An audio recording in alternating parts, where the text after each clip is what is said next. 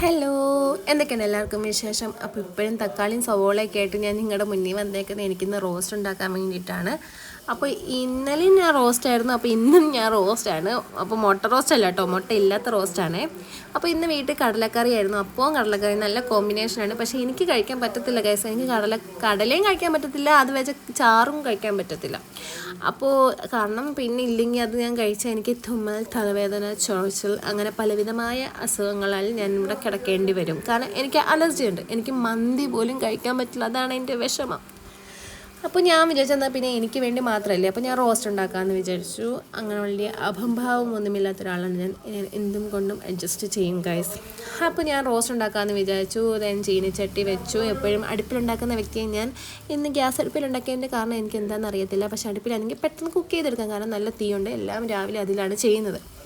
അങ്ങനെ തന്നെ ഇതെല്ലാം മൂത്ത് കഴിഞ്ഞ് സവാള ഇട്ട് ഉപ്പിട്ട് അതെല്ലാം മൂത്ത് അടച്ച് വെച്ച് പിന്നെ തക്കാളി ഇട്ടു, അതും മൂത്ത് കുറച്ചുകൂടെ അടച്ച് വെക്കണം.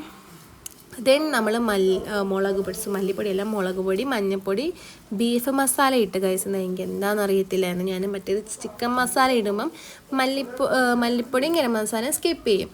ഇത് മല്ലിപ്പൊടിയും ഗരം മസാല ഇടുന്നെങ്കിൽ ഞാൻ ചിക്കൻ മസാല സ്കിപ്പ് ചെയ്യും. പക്ഷേ ഇത് മൂന്ന് സ്കിപ്പ് ചെയ്തിട്ട് ഞാൻ ബീഫ് മസാല ഇട്ട്. എന്തിനാണെന്ന് എനിക്കറിയത്തില്ല, വൻ ഫ്ലോപ്പായിരുന്നു. എനിക്ക് ആ ഒരു ടേസ്റ്റ് അങ്ങോട്ട് ഇഷ്ടപ്പെട്ടില്ല. എന്നാലും ടെസ്റ്റ് ചെയ്ത് നോക്കാമെന്ന് വിചാരിച്ചിട്ടായിരുന്നു. എനിക്കിഷ്ടപ്പെട്ടില്ല.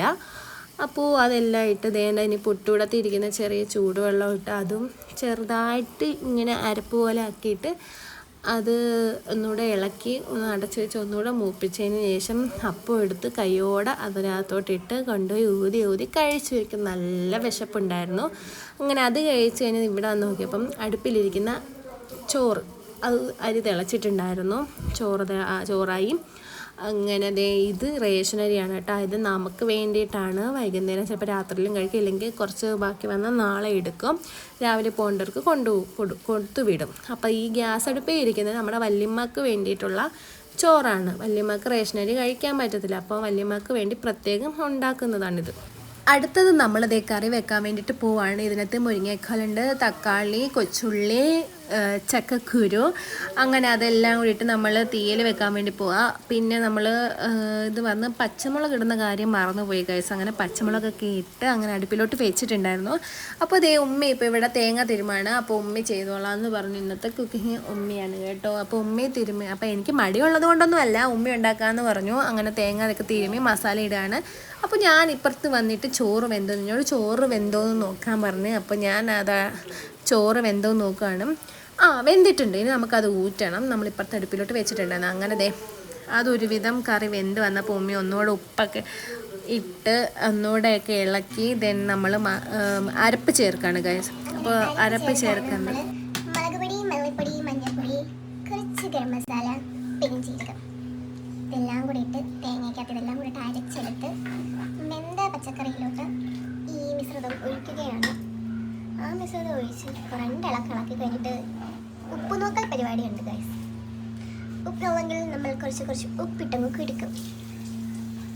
ആ അരപ്പിൻ്റെ ചാറ് പോരാഞ്ഞിട്ട് കുറച്ച് വെള്ളം കൂടെ ചേർത്ത് ആ മിക്സി ഒന്ന് കുലുക്കിയിട്ട് അതിനകത്തോട്ട് ഒഴിക്കുന്നതാണ് നിങ്ങളിപ്പോൾ കണ്ടുകൊണ്ടിരിക്കുന്നത്.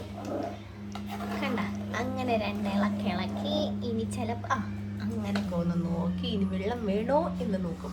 അങ്ങനെ അടുത്ത വെള്ളം കൂടി എടുക്കണം. അത്ര അരപ്പ് പോരാ, അത്രയും ചാറ് പോരാ. അപ്പോൾ അടുത്ത ഒന്നുകൂടെ പൊക്കി ഒന്ന് നോക്കിയിട്ട് പിന്നെയും വെള്ളം ചേർക്കണം. ഇതെന്തിനാണെന്ന് നിങ്ങൾക്കറിയാമോ? ഈ കറി 2 ദിവസവും കൂടെ വെക്കാൻ വേണ്ടിയിട്ടാണ് ഉമ്മ ഇങ്ങനെ ചെയ്യുന്നത്.